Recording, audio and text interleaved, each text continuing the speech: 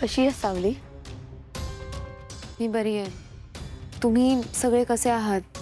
सोम भाऊजी, तुम्ही कसे आहात? जसा आहे तसा तुझ्या समोर आहे.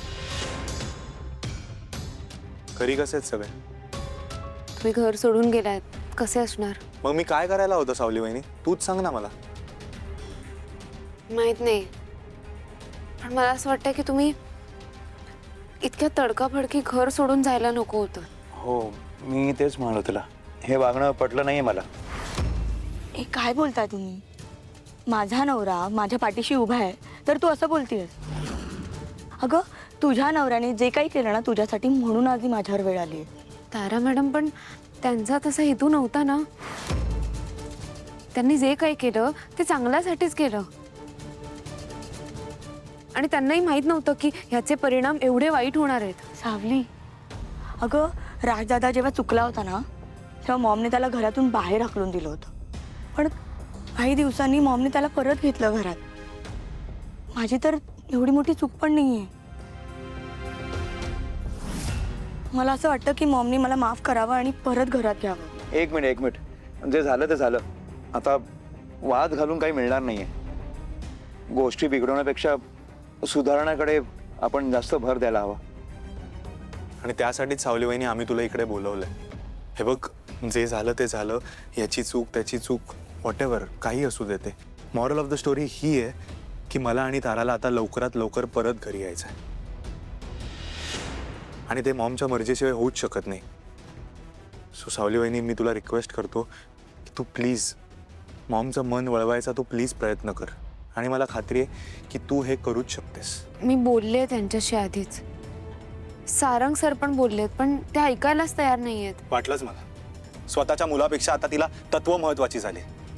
सावली वहिनी, तू सांग तिला, ती जर ताराला घरी घेणार नसेल तर मला तिचा तोंडही नाही बघायचंय. सोम भाऊजी, शांत व्हा प्लीज. असं नका बोलू. आई येते तुमच्या. असा टोकाचा विचार करून काही साध्य होणार नाहीये. हो सोम, प्लीज शांत हो. मलाही तसंच वाटतंय. हे बघ सावली, मी मॉमची माफी मागायला तयार आहे. त्या जी काही शिक्षा सांगतील ना ती पण भोगायला तयार आहे. इथे आयुष्यभर नाही ना बसून राहू शकत. आपल्याला काहीतरी निर्णय घ्यावाच लागेल. निर्णय तर घ्यायलाच हवा, पण वेळ. हीच वेळ आहे असं समज सावली. वेळ येईल म्हणून आपण असं नाही बसून राहू शकत. सावली, प्लीज तू बोल ना मॉमशी. हे बघ, त्यांना सांग की सोहमला आणि मला घरात घ्या म्हणावं परत.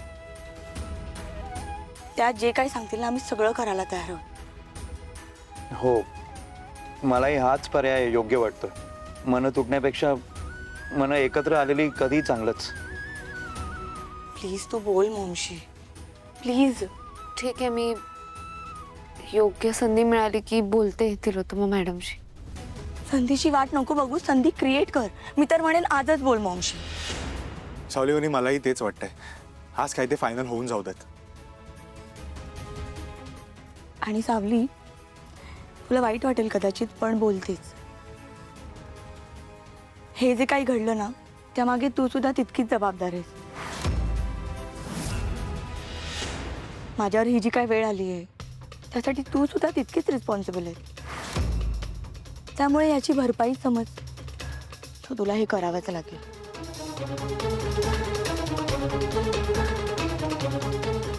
ठीक आहे.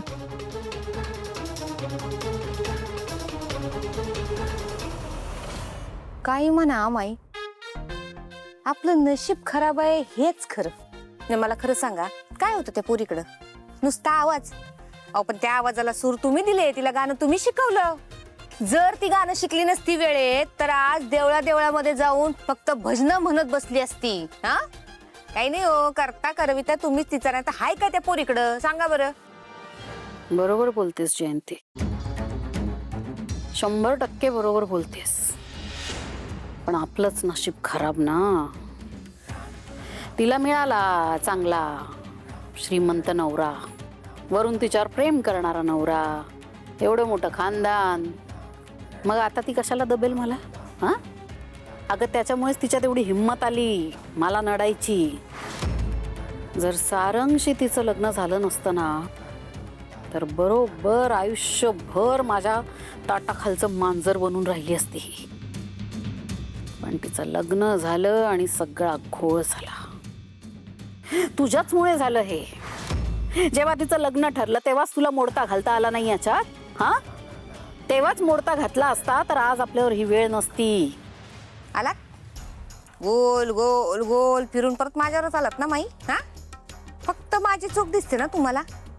सोडा ना माई, आता काय झालं, कुणी केलं, कधी झालं, सोडा सगळं. गेली ती वेळ निघून. पुढं काय करायचं याचा विचार करा जरा आता. आता सगळा विचार मीच करू का? हा, अगं जरा स्वतःही काहीतरी प्रयत्न कर. बघ जरा आता त्या घरात पुन्हा तुला कसं घुसता येईल ते. तिलोत्तमा मॅडमला कसं समजावू काहीच कळत नाहीये. पण आता वेळ घालवून नाही चालणार. काही झालं तरी लवकरात लवकर तारा मॅडम आणि सोहम भाऊजींना घरी आणावंच लागेल. काय झालं? कसला विचार करतेस? पुन्हा काय घडलं का? अजून तरी नाही, पण आता घडणार आहे. काय घडणार आहे मला जरा नीट सांगशील का? मी सुमन सरांच्या घरी गेले होते तारा मॅडमशी बोलायला. काय म्हणाली तारा? तारा मॅडमचं असं म्हणणं आहे की त्यांना या घरात आणण्यासाठी मी तिलोत्तमा मॅडमशी बोलायला हवंय. खूप हट्ट करत होत्या त्या. आणि तुम्हाला सांगू सोहम भाऊजी काय म्हणाले की जोपर्यंत आई ताराला घरात घेऊन येत नाही तोपर्यंत मी आईचं तोंड सुद्धा बघणार नाही. हे तू आत्ता बोलणार आहेस आईशी? तुला माहिती आहे ना? माहितीये मला, पण आता काय करू, मला बोलावं लागेल ना. मी तारा मॅडमला बोलले की मी काही झालं तरी ह्या सगळ्या परिस्थितीतून त्यांना लवकरात लवकर बाहेर काढेन. पण आई अजून आली नाहीये. मी आत्ता बाबांनाच भेटून आलोय. हो माहितीये मला. मी बबलू दादांना सांगून ठेवलंय जेव्हा तिलोत्तमा मॅडम येतील तेव्हा मला कळवा म्हणून. पण सारंग सर, मला तिलोत्तमा मॅडमच्या समोर जायलाही खूप भीती वाटते. मला टेन्शन आलंय. समजू शकतो मी. आईला राग येऊ शकतो या गोष्टीवरून. हो ना, पण खरं तर आज सकाळी त्या स्वतःहून बोलले माझ्याशी म्हणून थोडं धाडस आलंय मनात. पण तरी मला मला भीतीच वाटते. तुम्ही चला ना माझ्यासोबत प्लीज. हो, काळजी नको करू, मी आहे तुझ्यासोबत. हा, अजून एक चांगली गोष्ट घडली. नील आला होता ऑफिसमध्ये. कामामध्ये लक्ष देत होता. किती चांगली बातमी दिली आहे तुम्ही. आता हळूहळू सगळं ठीक होईल. पण एक गोष्ट खटकली. माझ्यासोबत आला नाही तो. मला टाळत होता. कदाचित त्यांना तो विषय किंवा त्याबद्दलची चर्चा टाळायची असेल. आपण त्यांना थोडा वेळ देऊयात. चला, आई आले. जा बोलून घ्या आईशी. तुम्ही आहात ना माझ्यासोबत? नाही, मी नाही. बबलूला घेऊन जा. ए सारंग सर चला ना. चल चल चल.